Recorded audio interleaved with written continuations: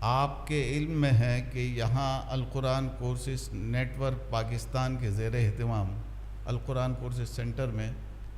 ہر ماہ کے دوسرے اتوار کو درس قرآن و حدیث کا انعقاد کیا جاتا ہے، اور درس قرآن و حدیث کی نوعیت فکری و اصلاحی ہوتی ہے، اور مختلف فکری و اصلاحی موضوعات پر یہاں الحمدللہ دروس کا سلسلہ باقاعدگی سے جاری و ساری ہے۔ آج کا ہمارا موضوع انتہائی فکری نوعیت کا ہے، اور موضوع کا عنوان ہے غیر مسلموں سے تعلقات کی حدود قرآن و حدیث کی روشنی میں۔ ہمارے آج کے مدرس محترم جناب مفتی محمد حسین خلیل خیل صاحب ہیں، کسی تعارف کے محتاج نہیں، اور گاہے بگاہے یہاں ہمارے یہاں درس قرآن و حدیث دینے کے لیے تشریف لاتے رہتے ہیں۔ علاوہ ازیں ہمارے جو جامعۃ الرشید کراچی کے زیر اہتمام جو سیمینارز ہوتے ہیں، اس میں ان کا درجہ ایک کلیدی مقرر کا ہوتا ہے۔ حضرت مفتی صاحب جامعۃ الرشید کے مفتی و استاد الحدیث ہیں، اور بینک اسلامی کے شریعہ بورڈ کے ممبر بھی ہیں۔ جن نکات پر جناب مفتی صاحب اپنی گفتگو کریں گے آج، وہ کچھ اس طریقے سے ہیں۔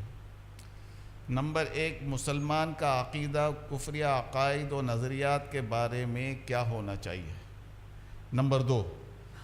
غیر مسلم کی ذات کے حوالے سے کیسا رویہ اختیار کیا جائے۔ نمبر 3، غیر مسلموں سے سرکاری، تجارتی، ثقافتی و معاشرتی سطح پر تعلقات کا قیام اور ان کے شرعی احکام۔ نمبر 4، مسلم معاشرے میں غیر مسلم کے معاشرتی، تجارتی و سیاسی حقوق۔ نمبر 5، دور نبوت صلی اللہ علیہ وسلم میں غیر مسلموں سے کیے گئے معاہدوں سے ہم کیا رہنمائی حاصل کر سکتے ہیں۔ نمبر 6، اسلامی دنیا کا اسرائیل سے تعلقات کا قیام قرآن و حدیث کی روشنی میں۔ نمبر 7، کیا اسلام اہل کتاب و دیگر غیر مسلم اقوام میں کوئی فرق کرتا ہے۔ نمبر 8، کیا مسلم ریاست میں غیر مسلم کو کلیدی عہدوں پر فائز کیا جا سکتا ہے۔ نمبر 9، مسلم ریاست میں غیر مسلموں کے لیے مذہبی سیاحت یعنی ریلیجیس ٹورزم کی صنعت کا فروغ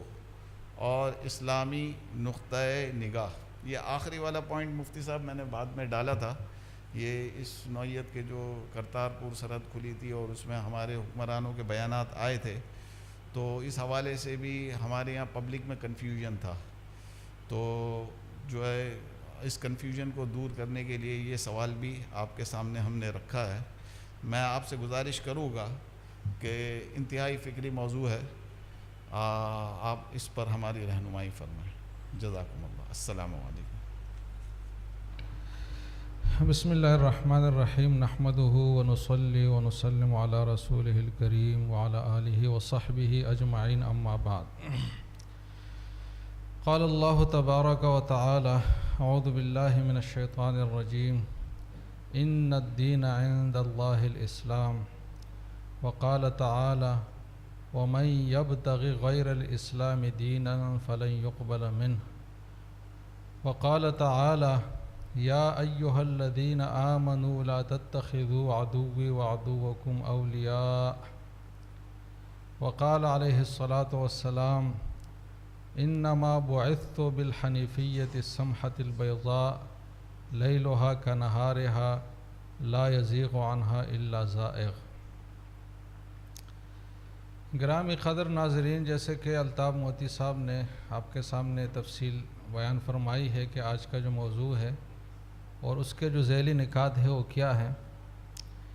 اس موضوع پر گفتگو کرنے کے حوالے سے ہم اس کو 4-5 حصوں میں تقسیم کریں گے۔ پہلی بات تو یہ ہے کہ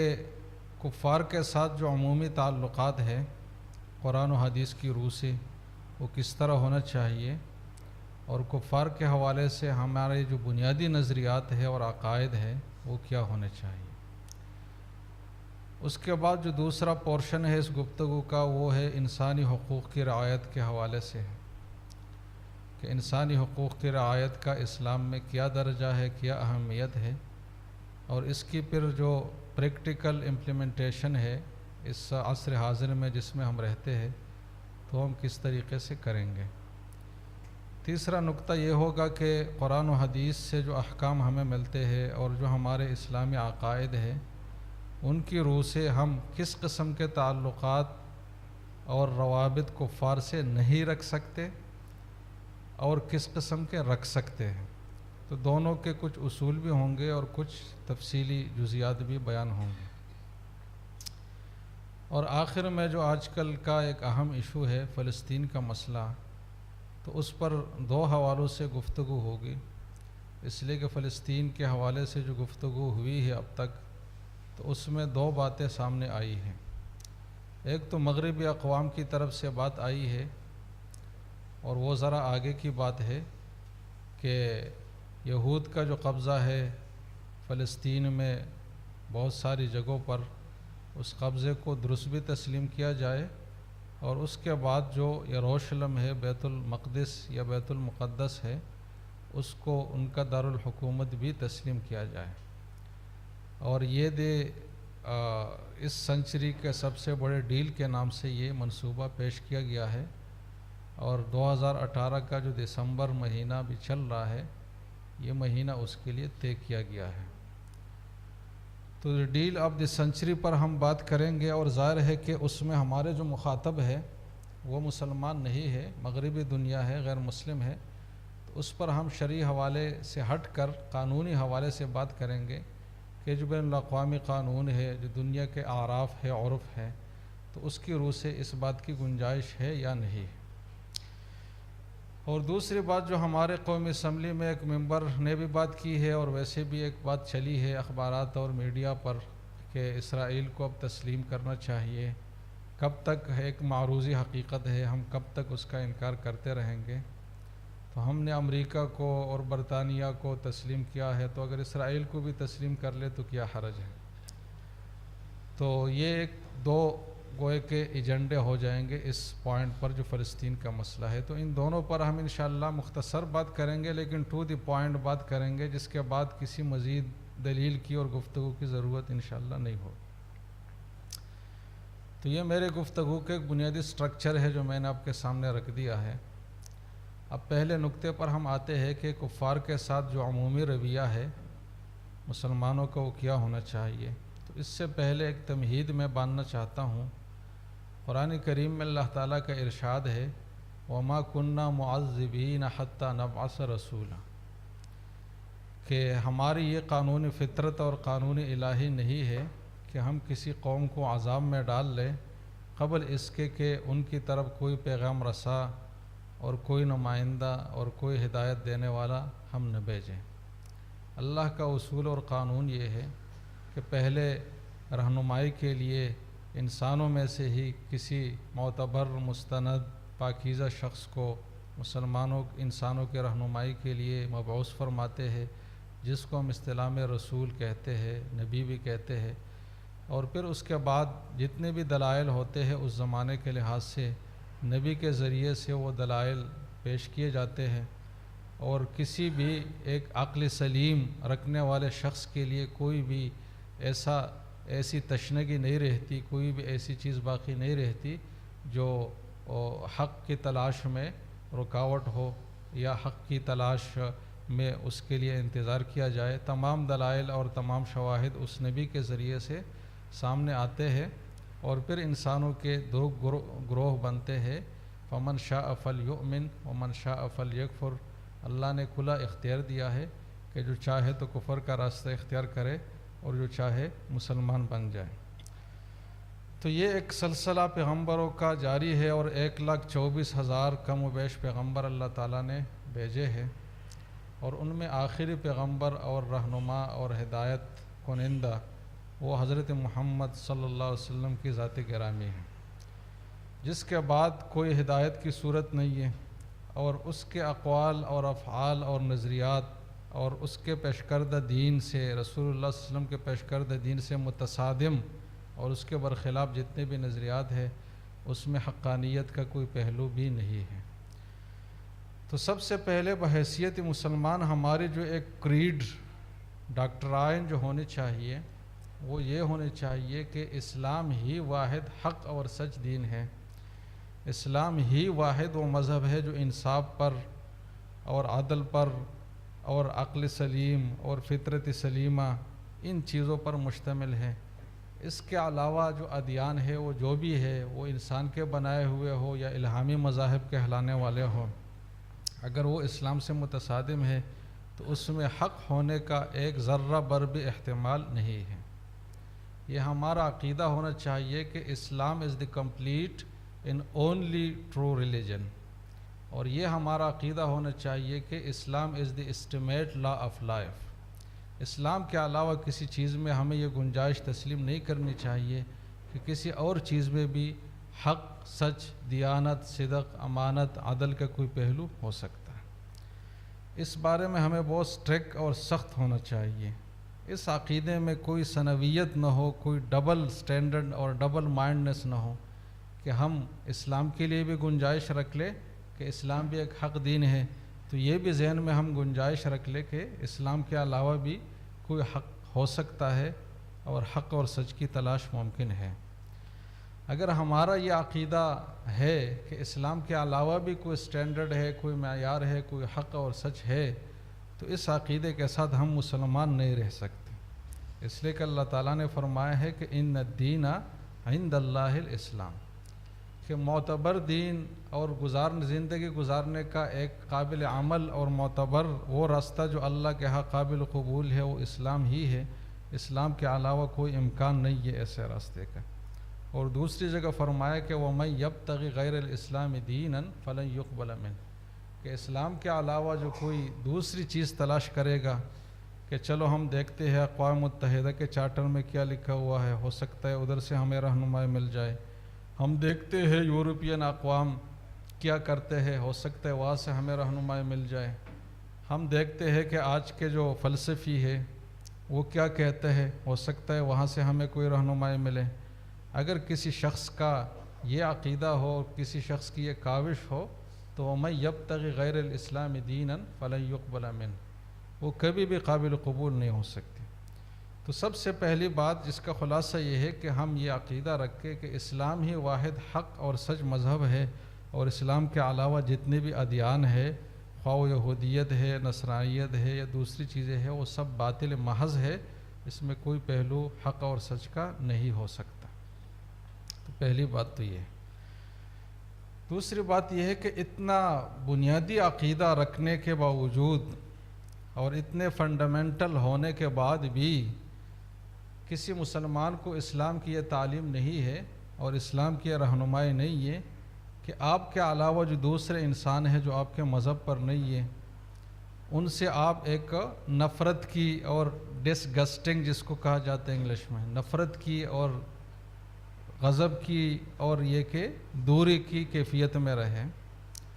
اور ان کو آپ کسی بھی طرح برداشت نہ کریں، ان سے کسی بھی عمل میں آپ کا اشتراک نہ ہو، ان کے کسی بھی طریقے کو خواہ وہ انتظامی معاملات ہی کیوں نہ ہو دین سے ہٹ کر اس کو آپ اختیار نہیں کر سکتے۔ یہ تعلیمات اسلام کے نہیں ہے۔ اتنے پختہ عقیدے کے باوجود اسلام کے جو تعلیمات ہیں اپنے مخالفین کے حوالے سے، وہ نرمی، رواداری اور عدل و انصاف، اور یہ ہے کہ جتنے بھی ایک وہ چیزیں ہو سکتی ہے انسانی معاشرے کے لیے ضروری جو اخلاقیات ہو سکتے ہیں، ان سب تعلیمات سے اسلام کی جو ہدایات ہے وہ بھرپور ہے، اور اسلام نے یہی تعلیم دی ہے، جیسے کہ حدیث میں نے آپ کے سامنے عرض کر دی ہے کہ حضور صلی اللہ علیہ وسلم نے فرمایا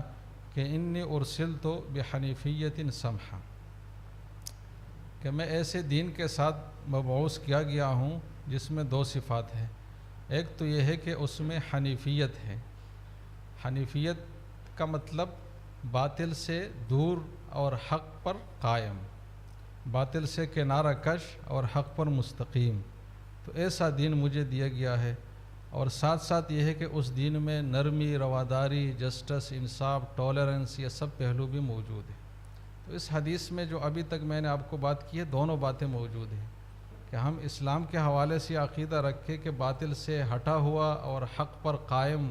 وہ اسلام ہی ہے، اس کے علاوہ نہیں ہو سکتا. لیکن ساتھ یہ ہے کہ اس کے باوجود وہ دوسرے انسانوں سے ایک ہم آہنگی کا، ایک نرمی کا، ایک انصاف کا تعلق چاہتا ہے. ظلم کو، بے انصافی کو، تعصب کو، تنافر کو، نفرت کو وہ اپنے پیروں کو سکھاتا بھی نہیں ہے اور ان سے وہ برداشت بھی نہیں کرتا. تو یہ ایک دوسرا اہم اصول ہے کہ اس عقیدے کے باوجود ہمارا جو رویہ ہونا چاہیے وہ اس طرح ہونا چاہیے. اور حضور صلی اللہ علیہ وسلم کی جو عملی زندگی ہے اس میں تو بے شمار نمونے ہمیں اس کے ملتے ہیں. جب ایک شخص نے حضور سے درخواست کی کہ آپ ان کفار کے لیے بد دعا کریں جو آپ کے دین میں مخالف ہے، تو رسول اللہ صلی اللہ علیہ وسلم نے جو جواب دیا وہ یہ تھا کہ انی لم ابعث لعانا وانما بعثت رحمتا. صحیح مسلم کی روایت ہے کہ مجھے بد دعائیں دینے کے لیے نہیں بھیجا گیا، مجھے رحمت دینے اور رحمت بانٹنے کے لیے بھیجا گیا ہے. قرآن کے جو ہدایات اور احکامات ہیں اس حوالے سے وہ بھی بالکل واضح ہے. اس میں یہ دونوں پہلو آئے ہیں. سورۃ ممتحنہ اس حوالے سے ایک اہم صورت ہے جس میں کفار سے تعلقات کے حوالے سے بہت ہدایات اور احکام دیے گئے ہیں. تو سورۃ ممتحنہ کی آیت نمبر 7 اور 8 میں جو اللہ تعالیٰ کا ارشاد ہے اس کا ترجمہ میں آپ کے سامنے عرض کرتا ہوں. اللہ تعالیٰ فرماتے ہیں کہ اللہ تعالیٰ تمہیں ان لوگوں سے منع نہیں کرتا جو تم سے دین کے بارے میں نہیں لڑتے اور نہ انہوں نے تمہیں تمہارے گھروں سے نکالا ہے. اس بات سے اللہ تعالیٰ ان لوگوں کے حوالے سے منع نہیں کرتا کہ تم ان سے بھلائی کرو اور ان کے حق میں انصاف کرو. بے شک اللہ تعالیٰ انصاف کرنے والوں کو پسند کرتا ہے. تمہیں اللہ تعالیٰ ان لوگوں سے منع کرتا ہے جو دین میں تم سے لڑتے ہیں اور انہوں نے تمہیں تمہارے گھروں سے نکال دیا ہے اور تمہارے نکالنے میں لوگوں کی مدد بھی کی ہے. تو اللہ تعالیٰ تمہیں منع کرتے ہے کہ ان سے دوستی کرو اور جو ان سے دوستی کرے گا وہی ظالم ہے اور وہی یہ ہے کہ غلط راستے پر ہے. سورۃ ممتحنہ کی آیت نمبر 7 اور 8 ہے. اور اس آیت کی تفسیر میں علامہ ابن جریر طبری فرماتے ہیں کہ اس حوالے کے آیت کے حوالے سے یہ بات سامنے آتی ہے کہ سب کفار کے ساتھ خواہ وہ جس بھی مذہب کے حامل ہو تو اسلام کے جو بنیادی ہدایات ہے وہ حسن سلوک کا درس دینا ہے. جب تک وہ آپ سے لڑے نہ اور آپ کو اپنے گھروں سے نہ نکالے اور آپ کے برخلاف لوگوں سے تعاون نہ کریں. تو اسلام کا جو عمومی رویہ غیر مسلموں کے ساتھ ہے وہ اس آیت میں بیان ہوا ہے.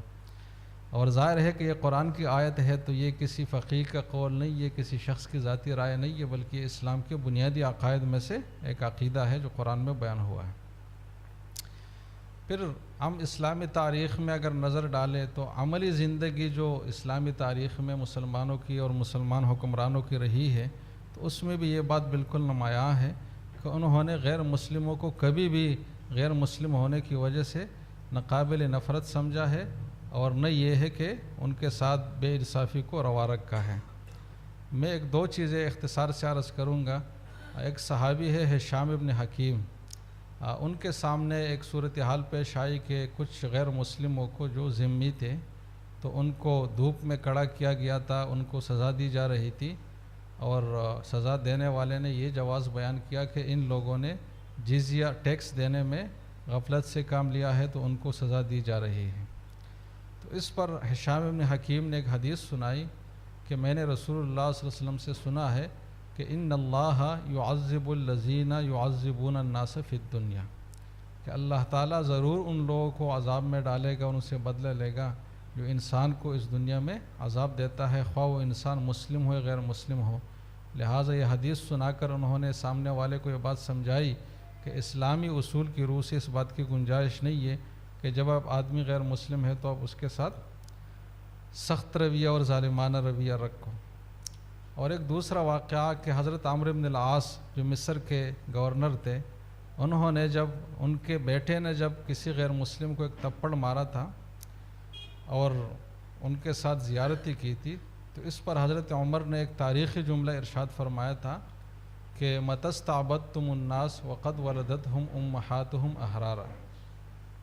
کہ تم لوگوں کو کب تک غلام بنائے رکھو گے جب کہ ان کی ماؤں نے ان کو آزاد جنا ہے، وہ غلام نہیں ہے۔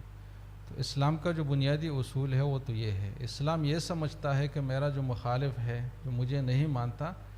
تو وہ قابل نفرت نہیں ہے، بلکہ وہ اس مریض کی طرح ہے جو ایک مرض میں مبتلا ہے، کینسر کی بیماری ہے یا کسی بھی خطرناک مرض میں مبتلا ہے، اور وہ قابل رحم ہے۔ تو اسلام اپنے مخالفین کو اس قابل رحم نظر اور جذبے سے دیکھتا ہے، جیسے کہ قرآن کریم میں اللہ تعالیٰ کا ارشاد ہے، رسول اللہ صلی اللہ علیہ وسلم کو مخاطب کیا گیا ہے کہ فَلَعَلَّكَ بَاخِعٌ نَفْسَكَ عَلَىٰ آثَارِهِمْ إِن لَّمْ يُؤْمِنُوا بِهَٰذَا الْحَدِيثِ أَسَفًا، کہ ہو سکتا ہے کہ آپ جو ہے اپنے آپ کو ہلاکت میں ڈالیں، اگر یہ لوگ آپ کی بات نہیں مانتے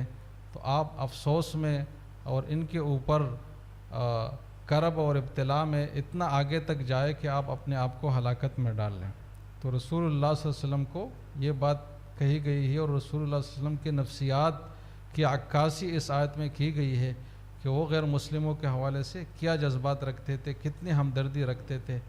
کہ ان کی ہدایت اور ان کی کامیابی کے لیے اتنا اپنے آپ کو گلا دے اور اتنا اپنے آپ کو افسوس میں مبتلا کر لے کہ ہلاکت تک بات پہنچ جائے۔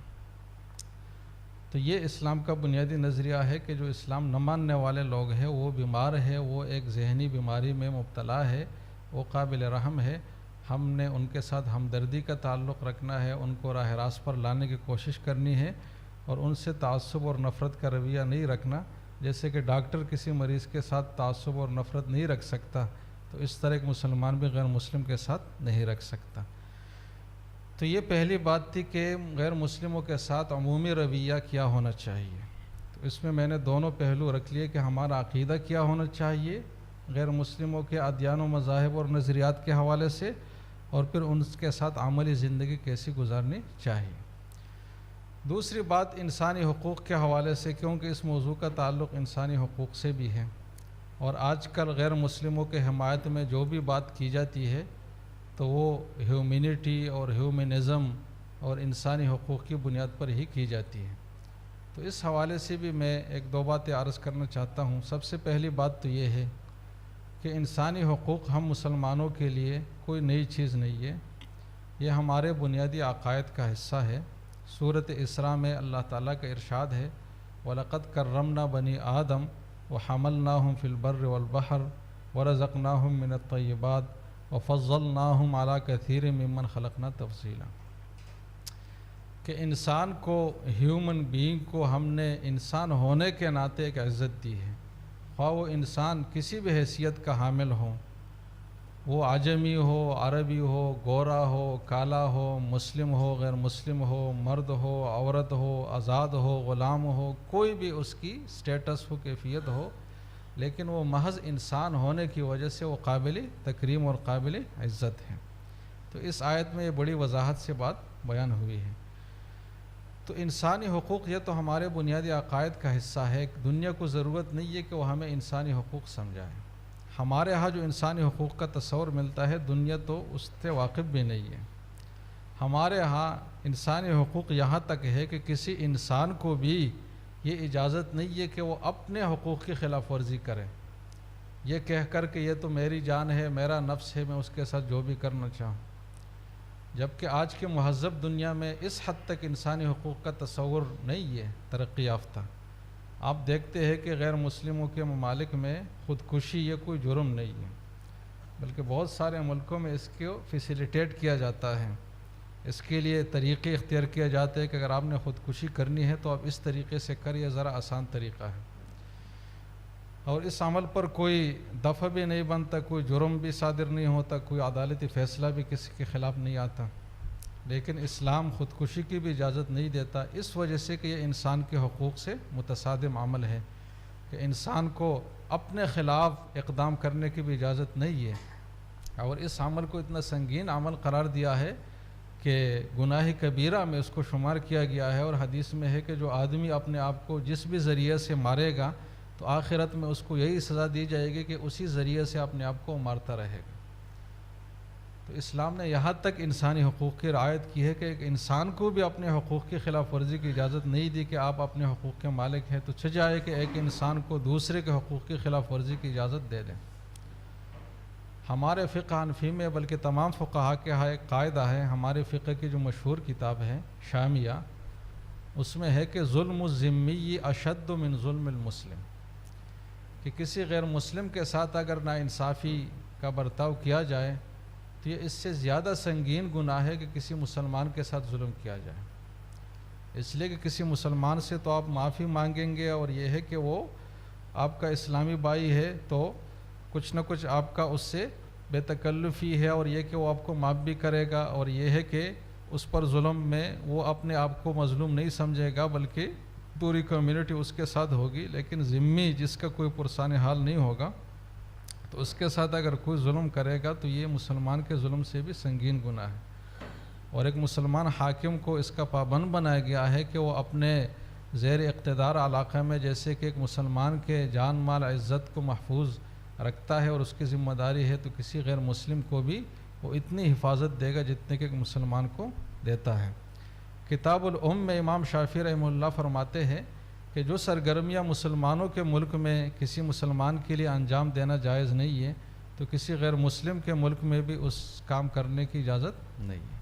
تو فقہائے کرام نے اس حد تک بات فرمائی ہے اور بڑی تفصیل سے ایک ایک چیز کو واضح کیا ہے۔ تو انسانی حقوق ہمیں ان سمجھانے کی اور سمجھائے جانے کی ضرورت نہیں ہے، ہمارا دین اس حوالے سے خود کفیل ہے، اور ہمارے ہاں جو نمونے انسانی حقوق کے ملتے ہیں وہ کسی کے ساتھ بھی کسی دین میں بھی نہیں ملتے۔ ہماری تاریخ اس سے بری پڑی ہے۔ آپ قحط کو دیکھیں کہ جب مکہ والوں پر قحط آیا جو کہ مشرک تھے، بت پرست تھے، حضور صلی اللہ علیہ وسلم کے جانی دشمن تھے، اور انہوں نے کوئی کسر نہیں اٹھا رکھی تھی اس میں کہ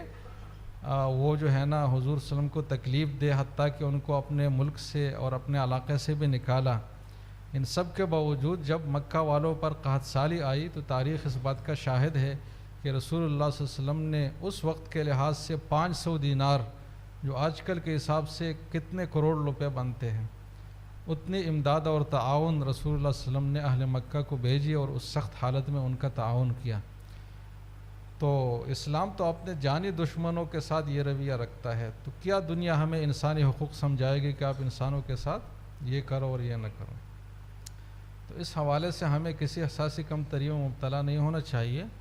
ہمیں اپنے دین سے واقف ہونا چاہیے۔ یہ ہماری کمزوری ہے کہ ہم اپنی تعلیمات سے واقف نہیں ہوتے تو ہم دوسری کی چیزوں سے متاثر ہوتے ہیں۔ اب اقوام متحدہ کا چارٹر اٹھائے تو اس میں کیا انسانی حقوق بیان ہوئے ہیں؟ کچھ بھی نہیں ہے، بالکل فضول باتیں ہیں سارے ادھر ادھر کر کے۔ اور آپ یورپ میں جو انسان کو حقوق دیے جاتے ہیں تو آپ دیکھ لیں کہ والد کو کیا حقوق دیے گئے ہیں اور والدہ کو کیا حقوق، اور بڑوں کو اور چھوٹوں کو۔ تو وہاں کتوں کے جو حقوق ہے وہی بوڑھوں کے بھی حقوق ہے، کتے اور بوڑھے میں کوئی فرق نہیں ہے۔ تو یہ لوگ ہمیں انسانی حقوق سمجھائیں گے؟ تو اس حوالے سے ہمیں بالکل احساسی کمتری میں نہیں آنا چاہیے، ہمیں اپنے دین پر فخر کرنا چاہیے، اپنی تاریخ پر فخر کرنا چاہیے۔ اسلام پر اگر کوئی عمل کرے گا تو وہ انسانی حقوق کو ضرور بجا لائے گا۔ یہ نہیں ہو سکتا کہ اسلام پر عمل بھی ہو اور اس کے ساتھ ظلم اور انسانی حقوق کی خلاف ورزی بھی ہو۔ تو یہ ایک دوسری اہم بات تھی جو تمہید کے طور پر اور ایک بنیادی پوائنٹ کے طور پر میں نے عرض کرنی تھی۔ اب تیسرے پوائنٹ کی طرف آتے ہیں کہ یہ تو نظریات کی باتیں ہوئی، ایک عمومی نوعیت کی باتیں ہوئی، تو کفار کے ساتھ جو تعلقات ہے اس کے شرعی حدود ہے کیا، کس حد تک ہم ان نصوص کی اور ان ہدایات کی روشنی میں تعلقات رکھ سکتے ہیں اور کس حد تک ہم نہیں جا سکتے۔ تو اس حوالے سے میں نے سمرائز کیا ہے ذرا کہ کیا چیز ہم کر سکتے کیا نہیں کر سکتے۔ تو سب سے پہلے تو یہاں بھی ایک اصولی بات ہے جو قرآن کی آیت بھی ہے اور حدیث بھی ہے کہ رسول اللہ صلی اللہ علیہ وسلم فرماتے ہیں کہ اوثق عور الایمان الموالات فی اللہ والمعادات فی اللہ والحب للہ والبغض فی اللہ، کہ ایمان کی جو کڑیاں ہے اس میں سب سے مضبوط ترین کڑی وہ یہ ہے کہ جس کے ٹوٹنے کے بعد ایمان سلامت نہیں رہ سکتا، وہ یہ ہے کہ الموالات فی اللہ، کہ اللہ ہی کے لیے کسی سے دوستی رکھی جائے، اور اگر کسی سے نفرت کرنی ہے تو وہ بھی اللہ ہی کے لیے کی جائے۔ تو ہمارا کفار کے ساتھ جو تعلق ہوگا وہ اسی اصول کے تحت ہوگا کہ جن جگہوں پر دوستی ہوگی تو وہ بھی اللہ کے لیے ہوگی کہ اللہ کے احکام کی خلاف ورزی اس میں نہ آئے، اور جن جگہوں میں نفرت ہوگی تو وہ بھی اس وجہ سے ہوگی کہ اگر اس میں ہم محبت کا تعلق ان کے ساتھ رکھیں گے تو پھر اللہ سے نفرت کرنا پڑے گا، اللہ کے دیے ہوئے نظام سے نفرت کرنا پڑے گا، اور یہ تو ہمارے لیے ممکن نہیں ہے، لہٰذا اس حد تک ہم نہیں جا سکتے۔ تو یہ ایک بنیادی فارمولہ ہے کہ جب تک ہم اس فارمولے پر عمل کر سکتے ہیں تو ہم کفار کے ساتھ تعلقات رکھ سکتے ہیں، اور جب بھی یہ فارمولہ ٹوٹے گا اور کفار کے تعلقات اللہ سے تعلقات کی خرابی کا ذریعہ بنیں گے تو پھر اس وقت ہم روکے جائیں گے اور ہمیں کہا جائے گا اسلام کی طرف سے کہ اب آگے آپ نہیں جا سکتے۔ تو ایک بنیادی پوائنٹ ہے، اب اس کے تحت میں کچھ ذیلی باتیں آپ کو عرض کروں۔ رسول اللہ صلی اللہ علیہ وسلم کی زندگی میں کفار کی 6 قسمیں تھیں، اور ہر ایک کے ساتھ الگ الگ رویہ اور الگ الگ طریقہ تھا۔ کفار کی نہیں بلکہ لوگوں کی 6 قسمیں تھیں۔ پہلی قسم تو لوگوں کی وہ تھی جو ہر لحاظ سے پرفیکٹ لوگ تھے، جو مسلمان بھی تھے، اور مسلمان بھی ایسے تھے کہ ظاہراً بھی مسلمان تھے، دل سے بھی مسلمان تھے، اور ساتھ یہ ہے کہ اس وقت میں جو ایک لازمی حکم تھا، مسلمان کی ایک پہچان تھی کہ وہ ہجرت کرے مدینے کی طرف، اور جو مہاجر نہیں ہوتا تھا تو اس کو مسلمانوں کے عام حقوق نہیں ملتے تھے۔ تو وہ مہاجر بھی ہے، مسلمان بھی ہے، ظاہراً بھی مسلمان ہے، باطناً بھی مسلمان ہے۔ تو پہلی قسم لوگوں کی یہ تھی۔ تو ان کے حوالے سے تو قرآن کا واضح اصول یہ تھا کہ والذین آمنوا، کہ یہ جو لوگ ہیں اولئک بعضهم اولیاء بعض، کہ یہ آپس میں ایک دوسرے کے دوست ہے، معاون ہے، مددگار ہے، اور ان کی ذمہ داری ہے کہ ایک دوسرے سے ظاہری تعلق بھی استوار رکھے اور دل کی محبت بھی ایک دوسرے سے رکھے، اور اگر کسی شخص کے دل میں ایسے لوگوں سے محبت نہیں ہے تو وہ مسلمان کامل طور پر نہیں رہ سکتا۔ تو پہلی قسم تو یہی لوگ تھے جو مسلمان کامل کہلاتے تھے۔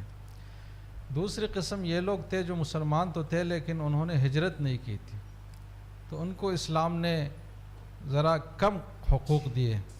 کہ یہ لوگ دارالاسلام کے افراد تو نہیں ہوں گے، اور ان کے وہ حقوق جو عام مسلمانوں کے ہیں وہ نہیں ہوں گے، بلکہ یہ کافروں کے صف میں ایک حد تک شمار ہوں گے، اس لیے کہ وہ ان کے ملک میں رہتے ہیں اور اسلام کے لیے وہ ہجرت جو ایک ضروری چیز تھی اس زمانے میں وہ نہیں کرتے، تو وہ ان کے صف کے لوگ ہیں، مسلمانوں کے صف کے لوگ نہیں ہیں۔ لیکن پھر بھی ان کے ساتھ ایک گونا تعلق رکھا جائے گا، اور وہ یہ ہے کہ اگر ان کو کوئی دین کے حوالے سے تنگ کرے اور کوئی ان کو دین کے حوالے سے لڑائی کا سامنا کرنا پڑے تو پھر مسلمان بھی ان کی مدد کے لیے جائے۔ اس حد تک مسلمانوں کی ذمہ داری تھی کہ ان مسلمانوں کے ساتھ جو غیر مسلموں کے ہاں رہتے ہیں، ہجرت نہیں کرتے، ان کے ساتھ تعلق رکھیں۔ تیسری قسم منافقین تھے، جس میں بہت سارے لوگ شامل تھے جو مسلمانوں کے معاشرے میں رہتے تھے، لیکن وہ ظاہراً تو تمام جو حلیہ ان کا اور جو اسلامی احکام پر عمل درآمد اور یہ سب چیزیں تھی، لیکن دل سے وہ مسلمان نہیں تھے۔ تو ایسے لوگوں کو بھی مسلمان معاشرے میں قبول کیا گیا اور ان کو مسلمانوں ہی کے احکام دیے گئے۔ اور جب کسی موقع پر کسی شخص کے حوالے سے کسی صحابی نے یہ بات ظاہر کی کہ یہ تو دل سے مسلمان نہیں ہے، تو حضور نے اس کا جواب دیا کہ انما لم اومر ان اسقب عن قلوب الناس، کہ مجھے اس بات کا حکم نہیں دیا گیا کہ لوگوں کے دلوں میں جھانک لوں، اور یہ کہ دل میں کیا ہے اس کا علم تو اللہ ہی کو ہے، تو ہم ظاہر کے مطابق معاملہ رکھیں گے۔ تو ایسے منافقین کو مسلمان معاشرے میں ایک فرد کی حیثیت سے قبول کیا گیا۔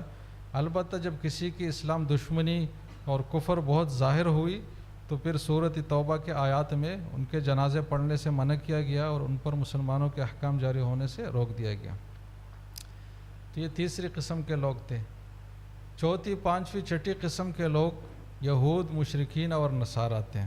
جو ایک لفظ میں ایک عام اصطلاح میں کفار کہلاتے تھے۔ تو ان کے ساتھ قرآن کا اصول بالکل واضح ہے کہ ان سے دلی محبت اور دل کی محبت آپ نہیں رکھ سکتے، اور مطلب دلی محبت نہ رکھ سکنے کا یہ ہے کہ ان کے جو عقائد ہے اس سے باخبر ہوتے ہوئے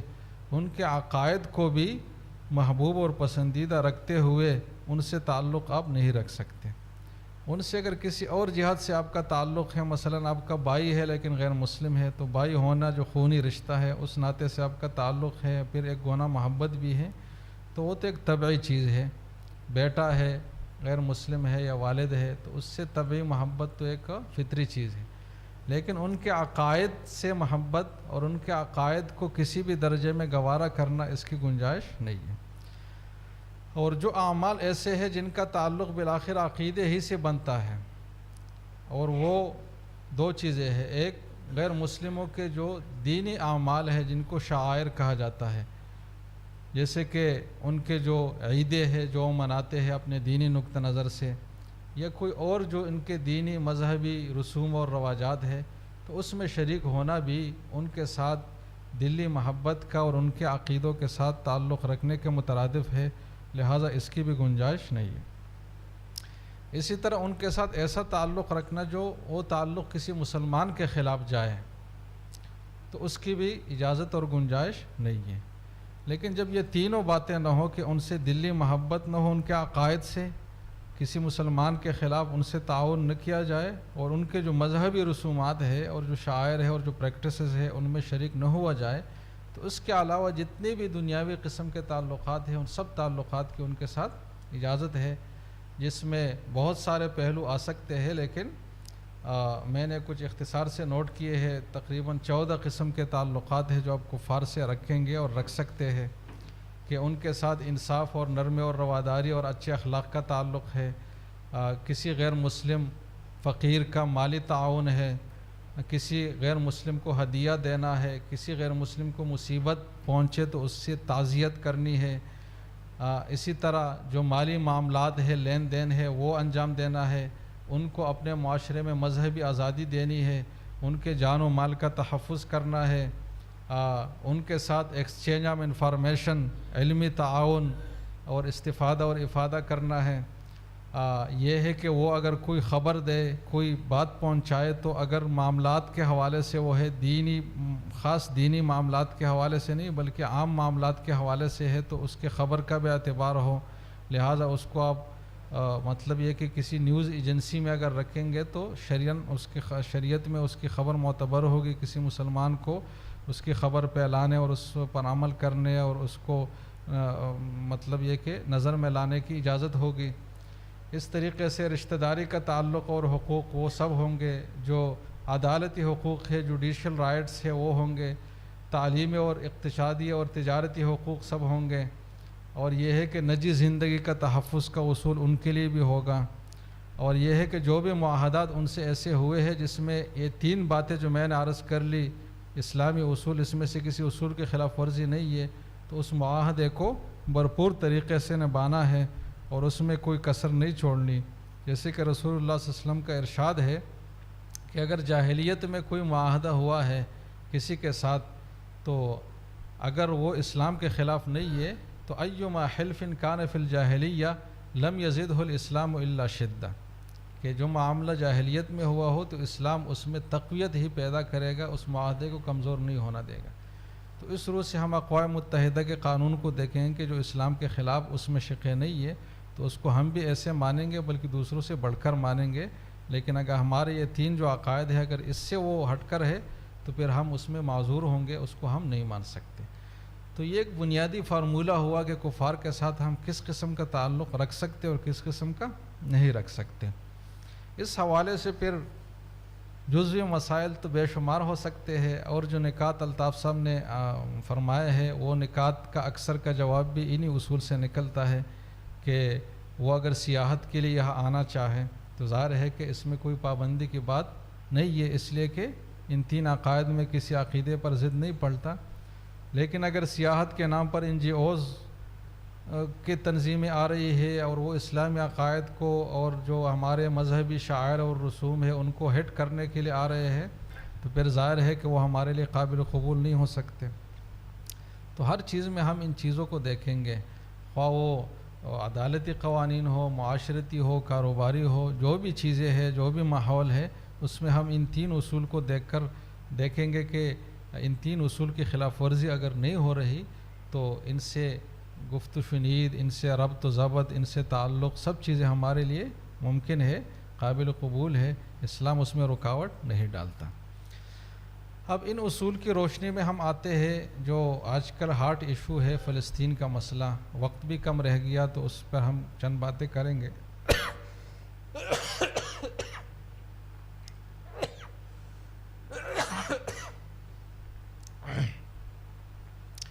جیسے کہ میں نے ابتدا میں عرض کیا کہ اس مسئلے کے دو پہلو ہیں، ایک وہ پہلو ہے جو مغربی اقوام سے اٹھا ہے، اور ایک وہ پہلو ہے جو ہمارے مسلمانوں کی طرف سے بھی اس پہ باتیں شروع ہوئی ہیں۔ تو سب سے پہلے ہم اس پہلو کو لیتے ہیں جس پر دی ڈیل آف دی سنچری چل رہا ہے، جس کے لیے آج کا جو مہینہ ہے یہ آخری وہ دیا گیا ہے۔ تو اس پر میں نے عرض کیا تھا کہ اس پر ہم اسلامی حوالے سے بات نہیں کریں گے، اس لیے کہ ہمارے جو مخاطب ہے وہ تو مسلمان ہے ہی نہیں، تو وہ ہماری بات کیا تسلیم کریں گے۔ تو اس پر محض ایک قانونی انداز میں ہم بات کریں گے۔ اس کے لیے تھوڑا سا پس منظر چاہیے۔ پہلی جنگ عظیم کے بعد تک دنیا میں یہ اصول تھا، اس پر پوری دنیا میں عمل ہوتا رہا کہ کسی ملک کے لیے کسی جگہ پر اپنا حق جمانے کے لیے اور اپنا جز اور ریاست کا حصہ تسلیم کرنے کے لیے، جیسے کہ بہت سارے ذرائع ہو سکتے ہیں، تو ایک ذریعہ اس میں فتح کرنے کا بھی تھا کہ ایک غالب طاقت دوسرے کو مغلوب کر کے اس کے سرزمین پر قبضہ کرے، تو اس قبضہ کرنے سے ہی وہ ایک جائز مالک اس جگہ کا تصور کیا جاتا تھا، اور یہ انسانی تاریخ میں یہ روایت چلی آ رہی تھی پہلی جنگ عظیم کے بعد تک۔ اور اسی اصول کے تحت 1857 کے بعد جب برطانیہ نے ہندوستان پر قبضہ کیا تو ہندوستان ان کا ایک ملک تسلیم کیا گیا۔ ہندوستان کی ملکہ وہی ہو گئی جو برطانیہ کی ملکہ تھی، اور ہندوستان کو برٹش برطانیہ وہ جو ہے نا برٹش ہندوستان کہا گیا، اور پوری دنیا نے اس کو تسلیم بھی کر لیا۔ اور اس عرصے میں دنیا کے قانون کے حوالے سے کسی نے بات نہیں اٹھائی کہ برطانیہ کا یہاں جو قبضہ ہے وہ ظالمانہ ہے اور وہ ایک قابض طاقت ہے جس کو یہاں سے نکلنا چاہیے۔ اسی اصول کے تحت تاریخ میں جتنی فتوحات ہوئی ہے تو وہ فتوحات اور اس کے بعد جو فاتحین ہیں وہ ان جگہوں کے مالک تصور کیے گئے ہیں۔ اندلس پر مسلمانوں کی حکومت تھی، مسلمانوں کو وہاں سے بے دخل کیا گیا، غیر مسلموں کی حکومت اس پر آئی، لیکن دنیا نے اس کو تسلیم کر لیا، اور آج تک وہ ملک غیر مسلموں کے ہاتھ میں ہے، اور کوئی بھی یہ بات نہیں اٹھاتا یا نکتہ نہیں اٹھاتا کہ یہاں تو اصل مسلمان رہتے تھے، غیر مسلم تو بعد میں آئے ہیں، تو ان کو چاہیے کہ ان علاقوں کو خالی کر کے مسلمانوں کے حوالہ کر لیں۔ اس طرح امریکہ جس جگہ پر قائم ہے، یہ بات سب کو معلوم ہے کہ پہلے یہاں ریڈ انڈینز تھے جن کو امریکیوں نے قتل کیا، در بدر کیا، اور جگہ ان سے چھین لی، اور اب امریکہ ایک اسٹیٹ ہے وہاں اور ایک جائز ملک ہے جس کو پوری دنیا تسلیم کرتی ہے۔ اس طرح آسٹریلیا میں بھی ایسے ہی ہوا ہے، اور دنیا کے بہت سارے ممالک میں ہوا ہے۔ البتہ پہلی جنگ عظیم کے بعد 1928 میں ایک معاہدہ جو پیرس کا معاہدہ کہلاتا ہے، جو ابتدا میں امریکہ اور فرانس کے درمیان ہوا تھا، بعد میں دوسرے ملک بھی اس میں شامل ہوئے، تو اس میں یہ بات طے کی گئی کہ آج کے بعد سے ایک ملک اگر دوسرے ملک کے کسی حصے پر قبضہ کرے گا تو وہ اس جگہ کا جائز مالک تصور نہیں ہوگا، بلکہ اس کو قابض کہا جائے گا، اور اس جگہ کو مقبوضہ جگہ کہی جائے گی، اور اس جگہ کے جو باسی ہے، جو رہائشی ہے، ان کو یہ اخلاقی اور قانونی حق ہوگا کہ وہ اپنی آزادی کی جنگ لڑے اور اپنی جگہ کو واگزار کر لے، اور فاتح کو اپنی جگہ سے نکال لے اور اس کے تسلط کو ختم کریں۔ تو اس کے بعد سے یہ اصول ہوا۔ اب ہم ان دونوں اصولوں کو جو پوری دنیا میں مسلم ہے، جو پوری دنیا کے قانون اس پر بنے ہیں، ان دو اصولوں کو ہم لیتے ہیں۔ بیت المقدس جو جگہ ہے، اس پر سب سے پہلے رومیوں نے حملہ کیا پہلی صدی عیسوی میں، اور اس جگہ کو یہودیوں سے قبضہ کیا اور یہودیوں کو وہاں سے مار بگایا اور بے دخل کر دیا۔ اس کے بعد پھر 7ویں صدی عیسوی میں حضرت عمر رضی اللہ عنہ کے دور میں مسلمانوں کے ہاتھ میں یہ جگہ آئی، اور مسلمانوں نے اس جگہ پر جو قابض طاقت تھی وہ یہود نہیں تھے، وہ نصارہ تھے، نصرانی تھے، عیسائی تھے، ان کے ساتھ جنگیں کی اور وہ جگہ ان سے مسلمانوں نے لے لی، اور اس جگہ کی تولیت اور بیت المقدس کے اختیارات ہاتھ میں لینا اتنا اہم معاملہ تھا کہ حضرت عمر رضی اللہ عنہ خود بنفس نفیس مدینہ سے تشریف لے گئے وہاں چابیاں وصول کرنے اور اختیارات وصول کرنے کے لیے، اور اس لڑائی کو جہاد کا نام دیا گیا، جہاد کے نام سے وہ لڑائی لڑی گئی، اور اس کے بعد پھر جب یہ جگہ مسلمانوں کے ہاتھ سے نکلی پھر عیسائیوں کے ہاتھ میں آئی، تو پھر صلاح الدین ایوبی رحمہ اللہ نے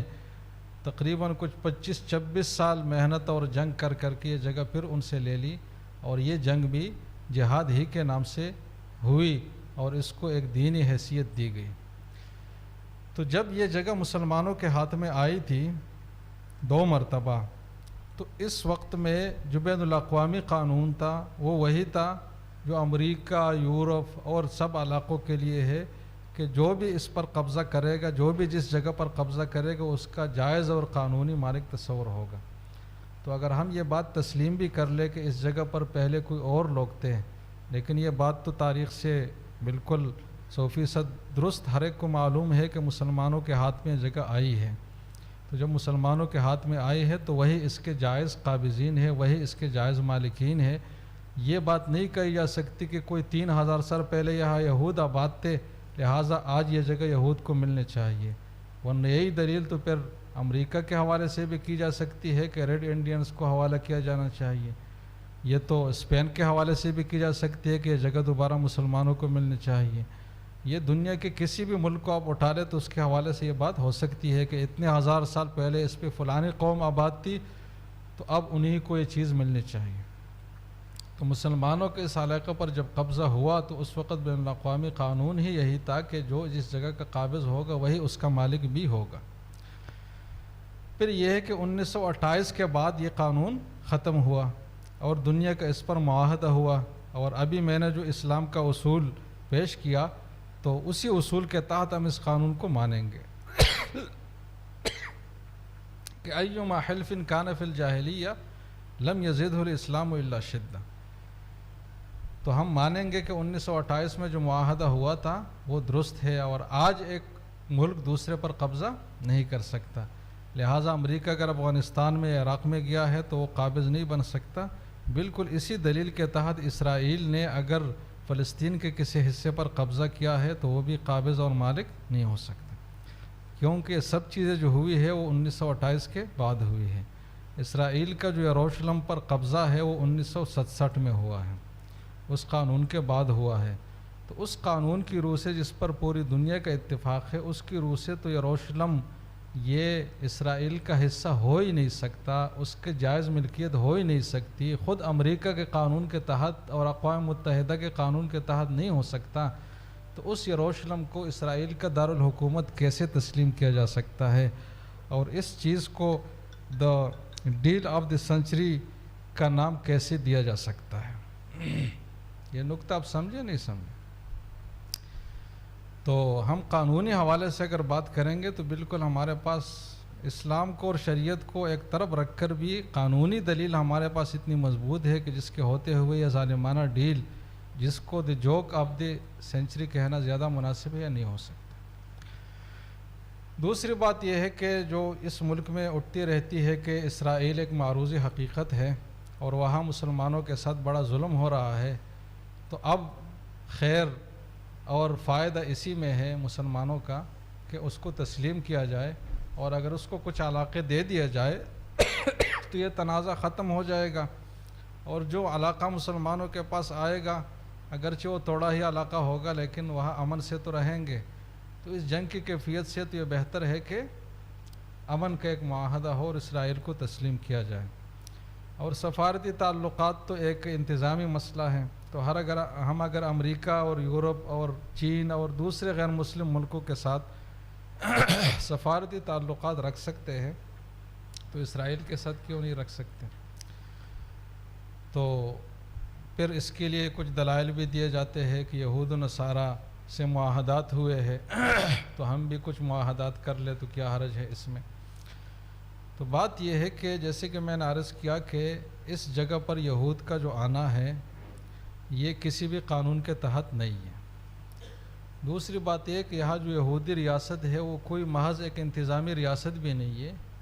کہ ایک آزاد اسٹیٹ ہو جس میں کوئی بھی آئے تو وہ اس ملک کا شہری بن سکے، بلکہ اس کے لیے ایک خاص قانون یہود اپنے ہاتھ طے کیا ہے جس کو دلا اپ ریٹرن کہا جاتا ہے، اور اس کے تحت اس میں صرف وہ آدمی اور وہ شخص آ سکتا ہے جو پکا یہودی ہو. غیر یہودی کا اس اسٹیٹ میں کوئی تصور نہیں ہے. خلاصہ میری بات کا مطلب یہ ہے کہ ایک خالص مذہبی ریاست ہے. تو ایک خالص مذہبی ریاست غیر مسلموں کا مسلمانوں کے علاقے پر اس کا قیام ہونا، اس کی کوئی گنجائش نہیں بن سکتی. اس لیے کہ اگر اس کی کوئی گنجائش ہوتی تو حضرت عمر کو کیا پڑ گئی تھی کہ وہ اس جگہ کو غیر مسلموں سے جہاد کے ذریعے سے آزاد کرا لیتے. کیا جواز تھا حضرت عمر کے اس عمل کا اور اس جہاد کا؟ کیا جواز تھا جو انہوں نے انجام دیا؟ اگر اس کا کوئی جواز تھا تو وہ جواز تو آج بھی ہے، اور وہ یہ ہے کہ یہ جگہ جو ہے یہ اسلام اور مسلمانوں کے لیے ایک مذہبی حیثیت رکھتی ہے، اور اسلام ہی وہ ایک حق اور سچ مذہب بچ گیا ہے جو اس دنیا پر قیامت تک جاری اور ساری رہے گا. اس کے علاوہ جو یہودی اور نصرانی ہے انہوں نے اپنے مذاہب کو تحریف کے ذریعے سے اس کا حلیہ بگاڑ لیا ہے، تو اس میں حق اور سچ کا پہلو اب نہیں رہا. تو اس جگہ کا وارث وہ واحد الہامی مذہب ہے جو حق اور سچ پر مبنی ہے، اور وہ ہمارے عقیدے کے مطابق وہ اسلام ہی ہے. لہٰذا ہم بحیثیت مسلمان یہ بات نہیں کہہ سکتے کہ اس مذہبی جگہ پر کسی دوسرے کی تولیت بھی اور کسی دوسرے کا کنٹرول بھی آ سکتا ہے. اس پر جتنے بھی جنگیں ہوئی ہیں وہ جہاد کے نام سے ہوئی ہے، اور جہاد ایک شرعی اصطلاح ہے. تو جو چیز جہاد کے تحت حاصل ہوئی ہو تو مطلب یہ ہے کہ وہ شرعی تقاضوں کے تحت ہوئی ہے. تو جو چیز صحابہ کے زمانے سے آج تک ایک شرعی تقاضا سمجھا جاتا رہا اور تمام صحابہ پوری امت مسلمہ اس پر متفق تھی، تو اب یہ کیسے کہا جا سکتا ہے کہ وہ جو پہلے ہوا تھا وہ غلط تھا اور اب یہودیوں کو اس جگہ پر تسلیم کرنا چاہیے؟ تو شرعی حوالے سے اس کی کوئی گنجائش نہیں بنتی، اس لیے کہ خالص دین کا معاملہ ہے. اور جیسے کہ میں نے عرض کیا کہ کفار کے ساتھ ایسے تعلقات جو ہماری دینی مسلمات میں رکاوٹ ہو، اور ان کفار کے ساتھ تعلقات جو کہ مسلمانوں کو مارتے ہیں، گھروں سے نکالتے ہیں، ان کو دربدر کرتے ہیں، تو صورت ممتحنہ کی آیت میں آئی ہے کہ ان کے لیے کوئی گنجائش نہیں ہے مسلمانوں کے ہاں. تو ایسے لوگوں کے کوئی حقوق نہیں ہے. تو ایسے لوگوں کے حوالے سے بات کی جائے اور پھر دلائل وہ دیا جائے جو عام کفار کے ساتھ تعلقات اور معاملات کے ہیں، اور وہ بھی دنیاوی قسم کے معاملات، تو ان دونوں کا جو قیاس ہے یہ قیاس مع الفارق ہے. یہ دونوں آپس میں کوئی کمپیٹیبلٹی نہیں ہے ان دونوں باتوں کا. لہٰذا یہ بات اگر کہی جائے گی تو بے محل ہوگی. دوسری بات یہ ہے کہ یہ بات جو کہی جاتی ہے ایک غلط فہمی پر بھی مبنی ہے. لوگ یہ سمجھتے ہیں کہ اگر اسرائیل کو تسلیم کیا جائے تو یہ جو تنازع ہے ختم ہو جائے گا اور امن و امان آ جائے گا. تو ایسا نہیں ہے. تاریخ اس پر شاہد ہے کہ اس سے پہلے بھی اسرائیل کے ساتھ ایک معاہدہ ہوا ہے جس کو کیمپ ڈیوڈ کا معاہدہ کہا جاتا ہے، جو ابتدا میں مصر نے ان کے ساتھ کیا تھا، بعد میں اردن اور دوسرے ممالک بھی اس میں شامل ہو گئے. اور اس معاہدے کا بنیادی نقطہ یہی تھا کہ 1967 سے پہلے کی جو پوزیشن ہے اس پر اسرائیل کو تسلیم کر لیا جائے اور پھر باقی معاملہ ختم کیا جائے. تو وہ معاہدہ ہوا بھی، لیکن اس کے بعد اسرائیل کے جو مظالم ہیں وہ رکے نہیں، اور اس کے بعد انہوں نے جنگ مسلمانوں پر مسلط کی اور دوسرے علاقے بھی قبضے کیے، اور ان علاقوں میں ایسے تصرفات کیے جو بین الاقوامی قانون کی روح سے بھی ان کے لیے اس کی اجازت نہیں تھی کہ اس پر دیواریں بنائی، باڑیں بنائی. اس وجہ سے 2003 میں اقوام متحدہ کا جو رپورٹ ہے اور جو فیصلہ ہے ان کے خلاف آیا بھی ہے، کیونکہ وہ بالکل کلم کلا ایک بغاوت تھا بین الاقوامی قانون کا. تو کیمپ ڈیوڈ کے معاہدے سے اسرائیل تما نہیں اور وہ ٹھنڈا نہیں ہوا کہ ٹھیک ہے بس ہمیں آپ نے تسلیم کر لیا تو ہم بھی آپ کو تسلیم کر لیں آپ کی باتوں کو اور ہم آگے نہیں بڑھیں گے. تو تاریخ اس پر شاہد ہے کہ اسرائیل کو تسلیم کرنا یہ کبھی بھی امن و امان کی گارنٹی نہیں ہے، اور نہ یہ ہوئی ہے اور نہ یہ مستقبل میں ہوگا. البتہ اتنا اثر اس کا ضرور ہوگا کہ جو جگہ مسلمانوں کے ہاتھ سے ایک غاصبانہ قبضے میں چلی گئی ہے تو اس غصب کو اب درست سمجھیں گے اور ان کو مزید ایک تقویت ملے گی کہ ہم مزید بھی آگے بڑھ سکتے ہیں، کیونکہ اگر یہاں تک ہم حق پر تھے تو آگے بھی ہم حق پر ہو سکتے ہیں۔ تو یہ جو بات ہے یہ نہ بین الاقوامی قانون کی روح سے درست ہے، جیسے کہ میں نے واضح کیا، نہ شریعت کے اصول کے روح سے درست ہے، اور نہ مصلحت کا تقاضا ہے، نہ شریعت کا تقاضا ہے، نہ قانون کا تقاضا ہے، نہ مصلحت کا تقاضا ہے، محض ایک دھوکہ ہے، سراب ہے، فریب ہے اور اسلام دشمنی ہے۔ اور اگر اس کو مسلمانوں نے تسلیم کر لیا تو پھر ظاہر ہے کہ وہ ایک نظریاتی ریاست ہے، اور ان کا نظریہ صرف یہی تک محدود نہیں ہے بلکہ وہ گریٹر اسرائیل کا ہے۔ اپنا صحیح حق وہ یہی مانتے ہیں کہ گریٹر اسرائیل ہمیں بننے دیا جائے، تو پھر اس کو بھی ہمیں تسلیم کرنا ہوگا۔ تو اگر یہ ساری باتیں ہم نے تسلیم کر لی تو پھر رہا کیا؟ تو پھر تو مسلمان ہونے کی بھی کوئی ضرورت نہیں ہے۔ تو اس وجہ سے اس بات میں کسی بھی درجے میں کوئی پہلو نہیں ہے ایسا جس کو درست سمجھا جائے اور جس کو برداشت کیا جائے، نہ قانوناً، نہ عقلاً، نہ شرعاً، نہ مصلحتاً۔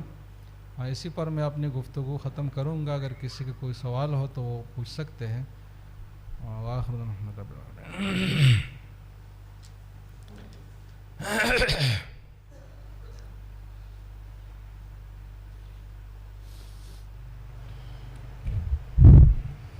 بہت شکریہ مفتی صاحب، یہ ذرا تھوڑی سی وضاحت کر دیں، جو حضور صلی اللہ علیہ وسلم کے دور میں جو یہود اور عیسائیوں کے ساتھ جو معاہدے ہوئے تھے، اس ایشو کو بہت زیادہ اٹھایا جاتا ہے، اور اسی کے ذریعے جو ہے لوگوں کو اس بات پر کنونس کیا جاتا ہے کہ ہم لوگوں کو اب جو ہے اسرائیل کے ساتھ کوئی نہ کوئی ڈیل کر لینی چاہیے۔ جتنے بھی معاہدات ہوئے تھے اس سے کوئی انکار نہیں ہے کہ ہوئے تھے، لیکن معاہدات جو ہوئے ہیں وہ اسلام کی مصلحت میں اور فائدے میں ہی ہوئے ہیں۔ کسی سے معاہدہ ہونا یہ ایک معروضی سچویشن ہوتی ہے، گراؤنڈ ریئلٹی ہوتی ہے اس وقت کے حساب سے، اس میں دیکھا جاتا ہے کہ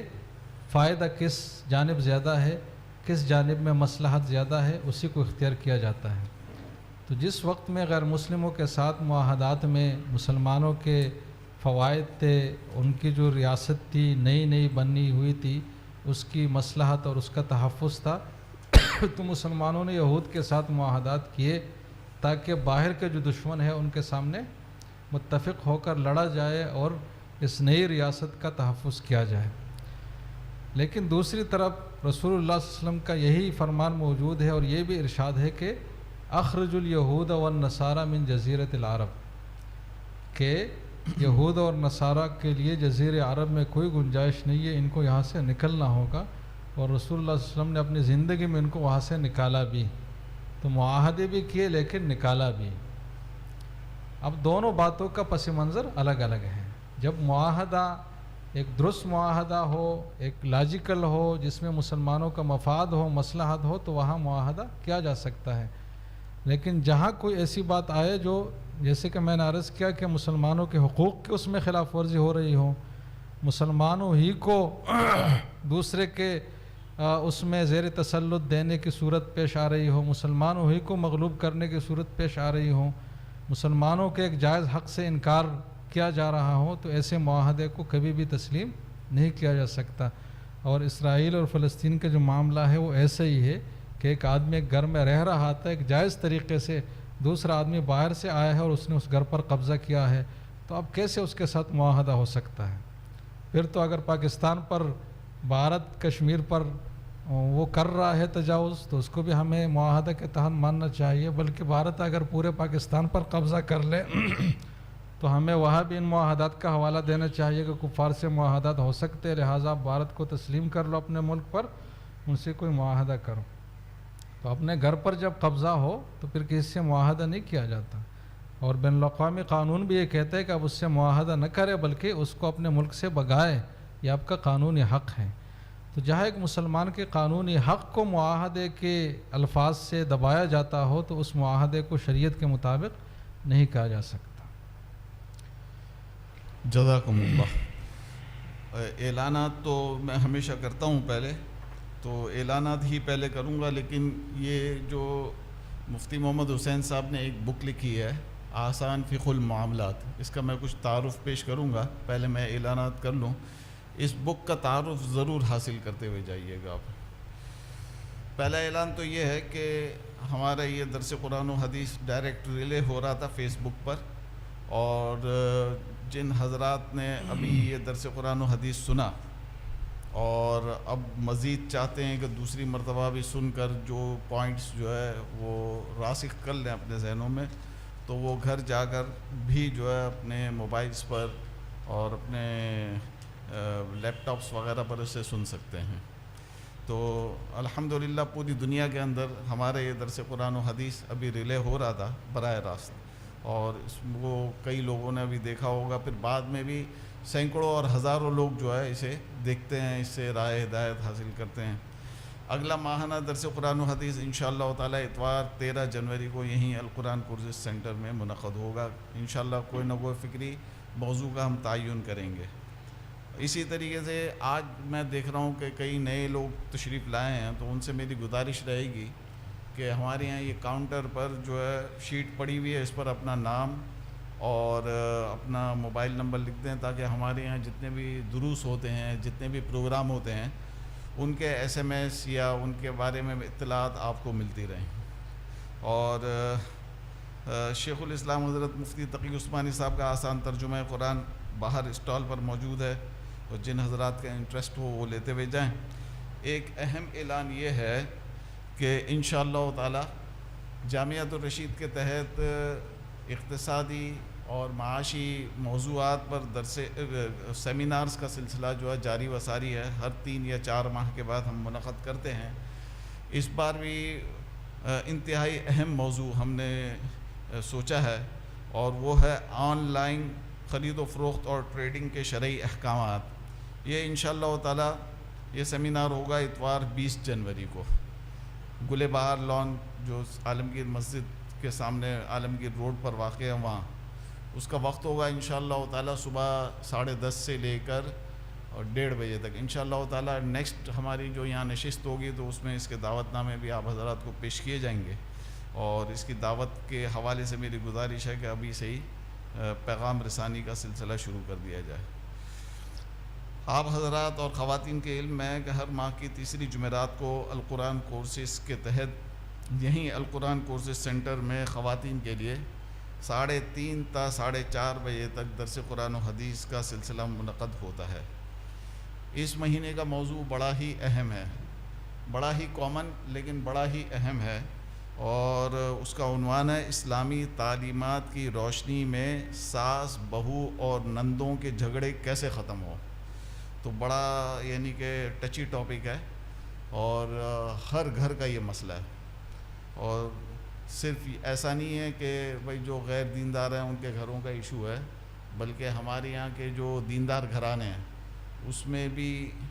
یہ والے جھگڑے بام عروج پر ہوتے ہیں۔ تو ہمیں اس حوالے سے جو ہے سمجھنا چاہیے کہ اس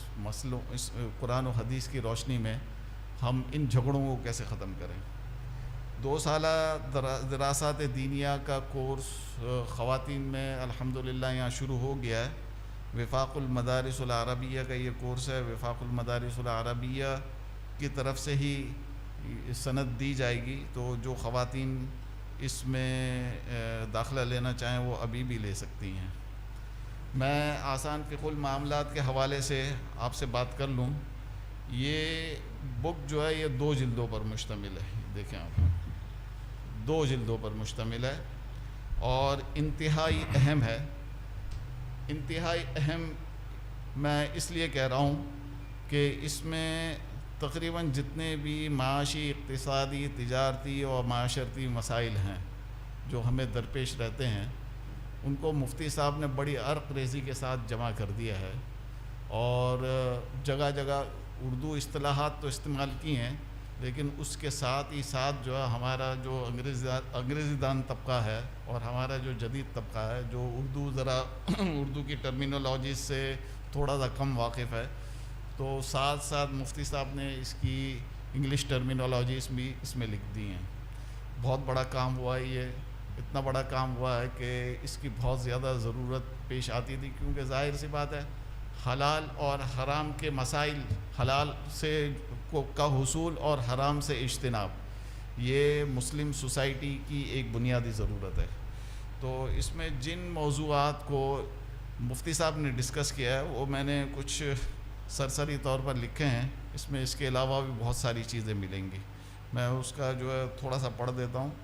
تو آپ سن لیں. اور پھر اس کے بعد جو ہے یہ باہر اسٹال پر ہم نے یہ بکس رکھی ہوئی ہیں اور اس کی بازار کے اندر قیمت تو جو ہے 1200 روپے دونوں جلدوں کی, لیکن ہم یہاں جو ہے انتہائی رعایت قیمت میں 650 روپے میں 650 روپے میں آپ حضرات کو دیں گے. آپ حضرات صرف حضرات اور خواتین نہ صرف خود لے کر جائیں اپنے گھروں میں رکھیں, بلکہ جو ہے ہم شادیوں میں اور تقریبات میں جہاں کہیں بھی جاتے ہیں اور ہم اپنی بزنس میٹنگز میں بھی جہاں کہیں بھی جاتے ہیں, ہمارے جو تاجر دوست ہیں ان کے درمیان جو ہے اس کو ہدیہ کرنے کا, گفٹ کرنے کا رواج جو ہے ہم بھرپور طریقے سے اس کو رواج دیں,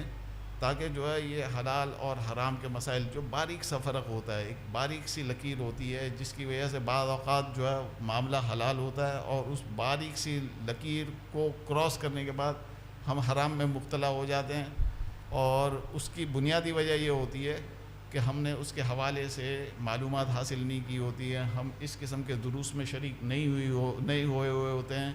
یا ہم نے جو ہے اس قسم کی کتب کا مطالعہ نہیں کیا ہوا ہوتا ہے. تو جو مسائل جو مفتی صاحب نے اس میں ڈسکس کیے ہیں, نمبر 1 ایجاب و قبول, نمبر 2 خرید و فروخت کے مسائل, نمبر 3 قبضے کے مسائل, نمبر 4 حقوق کی خرید و فروخت, رائٹس کی خرید و فروخت, اس کے شرعی احکام, شیئرز کی خرید و فروخت اور اس کے شرعی احکام, امپورٹ اور ایکسپورٹ میں جو مسائل درپیش ہیں ان کے شرعی احکام, چیز کی سپردگی سے پہلے ضائع ہو جانا اس کے شرعی احکام, نمبر 8 مصنوعات کی فروخت کے لیے تشہیر, ایڈورٹائزمنٹ کا مروجہ طریقہ, نمبر 9 آرڈر پر چیزیں بنوانے کے شرعی احکام, نمبر 10 سونا چاندی اور کرنسیوں کے شرعی احکامات, نمبر 11 تجارتی سود اور قرضوں پر سود کے شرعی احکام, نمبر 12 بیانہ ٹوکن منی اس کے شرعی احکام, نمبر 13 رینٹ یعنی اجارے کے شرعی احکام, نمبر 14 شراکت داری کے یعنی کہ پارٹنرشپ کے احکام, مضاربت کے شرعی احکام, کاشتکاری کے شرعی احکام, وکالت اور کفالت کے احکام, اور نمبر 18 حوالے کے احکام, نمبر 19 اشیاء کے گروی رکھنے کے احکام, نمبر 20 کسی کو چیز استعمال کے لیے دینے یا لینے کے احکام, نمبر 21 ہدیہ یعنی گفٹ کرنے کے شرعی احکام, اور نمبر 22 غیر آباد زمینوں کی آباد کاری کے احکام. یہ میں نے سرسری طور پر لکھے ہیں, اس کے اندر تو اور بہت ساری چیزیں ہیں, اور میری آپ حضرات سے گزارش رہے گی کہ انتہائی اہم چیز ہے, اپنے گھروں میں ضرور رکھیں اور ایک روٹین بنائیں. روٹین اس طریقے سے بنائیں کہ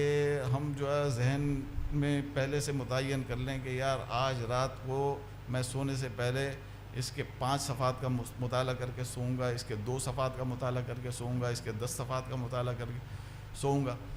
نہ صرف یہ کہ ہم مطالعہ کر لیں بلکہ جو ہے پھر اگلے دن اپنی تجارت پر جہاں کہیں بھی جائیں تو ہم وہاں ہمارے تاجر دوستوں میں بیٹھ کر بھی ان مسائل کا تذکرہ کریں کہ بھائی میں نے یہ چیز پڑھی, میں نے مجھے تو یہ چیز پتہ نہیں تھی, آج مجھے یہ چیز پتہ چلی. تو اس طریقے سے ہم جو ہے اس حوالے سے جو ہے ایک بہت اچھی نو ہاؤ پیدا کر سکتے ہیں ہمارے معاشرے کے اندر. دیکھیں بات یہ ہے کہ 300 سال ہم جو ہے انگریزوں کی غلامی میں رہے. انگریز کو ہماری عبادات پر کوئی اعتراض نہیں تھا, ہماری نماز روزے حج زکوٰۃ پر کوئی اعتراض نہیں تھا. اس کو پریشانی ہوتی تھی نا, تو جب ہم اپنے دین کو ہمارے معاملات میں اپلائی کرتے تھے تو تب پریشانی شروع ہوتی تھی. اور اسی کے حوالے سے ہمیں جو ہے جتنی بھی جو ہے قومیں جو ہمارے اوپر جو ہے حاکم رہی ہیں وہ کبھی بھی یہ نہیں چاہتی تھیں کہ ہم جو ہے نا اس طرف آئیں.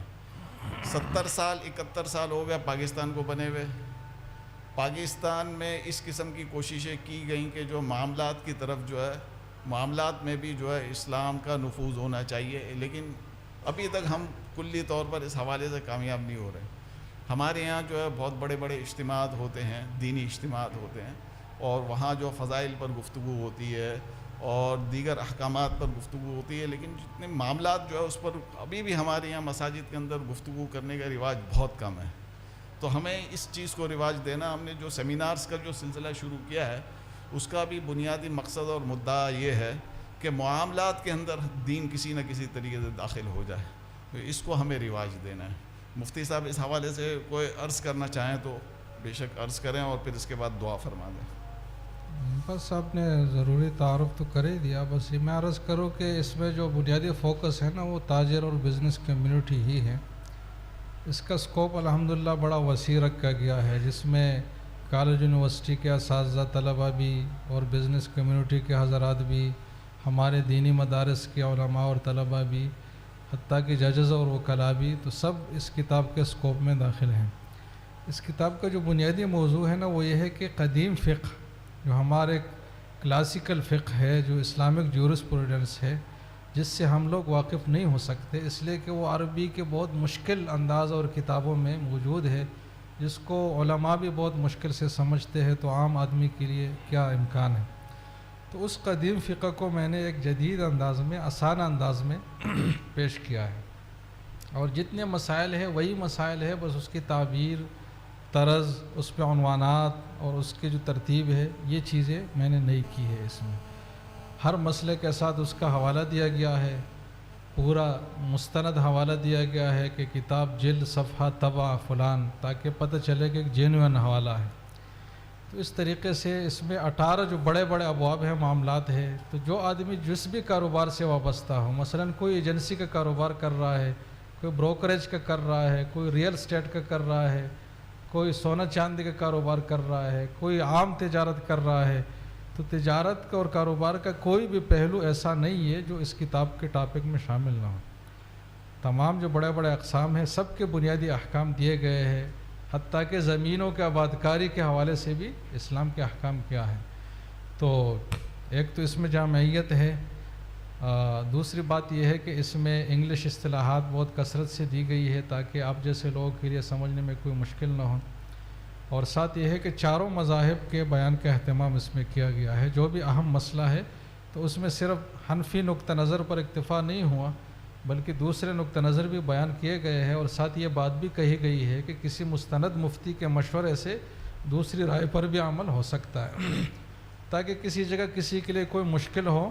تو اس کے لیے پھر آسانی کا راستہ بھی شریعت کے مطابق ہو، اور وہ بن گلی میں اپنے آپ کو محسوس نہ کریں۔ تو اس کتاب کے پڑھنے سے بڑا فائدہ آپ کو یہ ہوگا کہ قدیم فقہ کو آپ اپنی آسان زبان میں سمجھیں گے، اور آپ اگر کسی سے مسئلہ پوچھیں گے تو آپ کو پوچھنے کا ڈھنگ آئے گا کہ کس طریقے سے پوچھا جاتا ہے۔ اگر آپ کو کسی دارالافتاء سے، مفتی سے جواب ملے تو آپ اس جواب کو سمجھ بھی پائے کہ اس نے مجھے یہ بات کی۔ تو یہ جو بنیادی صلاحیت ہے معاملاتی مالیاتی فقہ کے حوالے سے، یہ انشاءاللہ اس کے پڑھنے سے آئے گی۔ تو یہ بنیادی اس میں مد نظر ہے۔ دعاؤں کی بھی درخواست ہے کہ آپ سب حضرات اس کی قبولیت کے لیے دعا فرمائیں۔ حضرت شیخ الاسلام مفتی تقی عثمانی صاحب نے بہت پسند فرمایا اس کو، اور انہوں نے بڑی زوردار تقریر بھی اس پر لکھی ہے، جو بیک ٹائٹل پر ہم نے دی ہے کہ انہوں نے کس نظر سے اس کتاب کو دیکھا ہے۔ تو الحمدللہ بڑے حضرات کا اعتماد بھی اس پہ حاصل ہے، اور ساتھ یہ ہے کہ اپنی یہ میں 5 سال کی محنت ہے، 5-6 سال کی، تھوڑا تھوڑا کر کے جو میں رجسٹر میں لکھتا رہا ہاتھ سے، پھر کمپوزنگ ہوئی، پھر بعد کے مراحل ہوئے۔ اس میں ایک سطر بھی کاپی پیسٹ نہیں ہے کہ کہیں سے تیار اٹھا کر میں نے لگایا ہوں۔ اپنے اصل جو ریفرنس بکس ہے، جو اصل ماخذ ہے، اسی سے یہ سارے مسائل لیے گئے ہیں،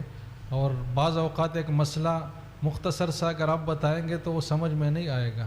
تو اس مسئلے کے جو مختلف پہلو ہوتے ہیں اس کو وضاحت نمبر 1، وضاحت نمبر 2، وضاحت نمبر 3، اس طرح کر کے